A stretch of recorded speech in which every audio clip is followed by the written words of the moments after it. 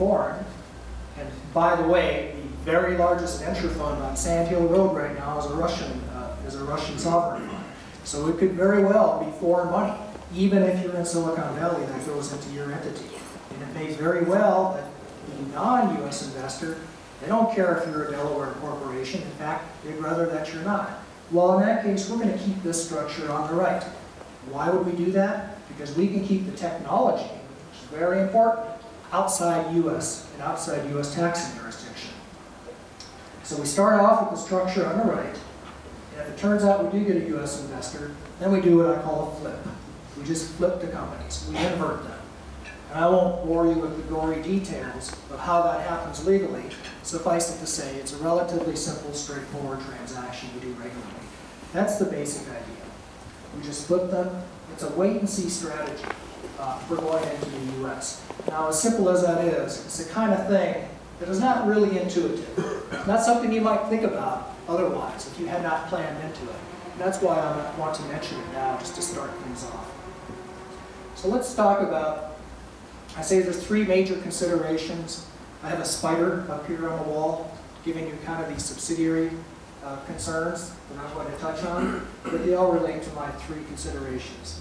We have tax issues. Taxes, one of my character flaws is that I am a tax lawyer, so I am going to talk a little bit about tax. We've got employment issues that we can deal with up front. Liability protection is always a primary consideration when you go into any country. And intellectual property protection, of course, is important. So just taking a step back, the way to think about the U.S. is that sometimes it's a little bit difficult to understand from outside the United States because it's somewhat schizophrenic. It's somewhat two-faced, right? We've got competing policies and competing concerns. On the one hand, there is a policy of open competition. There's a policy of freedom of contract. The idea that people should be allowed to do whatever they want to do, free of restriction and free of unnecessary regulation. And if you think about it, what defines a startup company better than that? It really is, in a way, a profound act of personal rebellion for somebody to leave a large company and go out and, like you say, sell their car, mortgage their home, bet everything on an idea that they have, right? And of course, the U.S. allows that and encourages that. Think of Las Vegas. Contrast that, however, with there are certain protections that this open competition idea sometimes runs up against. One, of course, is consumer protection. Those of you that are in a B2C business will probably have to deal with this, consumer protection issues. There is also fairly strong employee protections. Nothing like you have here in Europe, I will tell you, but there are some somewhat surprising legal laws protecting the rights of employees. And finally, the other dichotomy or dual system that sometimes gives people a little bit of trouble is the idea that we have a federal government and 50 state governments, at least, plus cities and counties. And a legal question is never just one question. It's never just a federal issue. It's a federal and a state issue.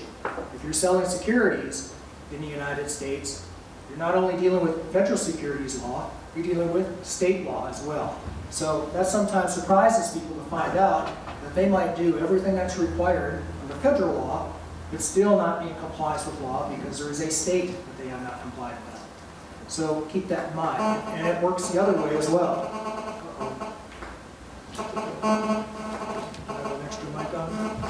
Yeah. Walk over here. Is it better? No.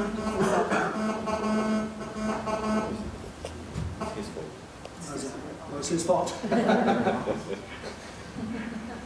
Where was I? It works the other way as well. For example, you may have heard I had some involvement in, there was California had proposed to legalize marijuana recently, and there was a lot of debate about that. And the debate came down to the fact that even though there were ballots on there were measures on the ballot for the legalization of marijuana in California, and some states had actually gone and legalized it. It was still a violation of federal law. So there were state statutes on the books in some states that said, this is legal, you can use it.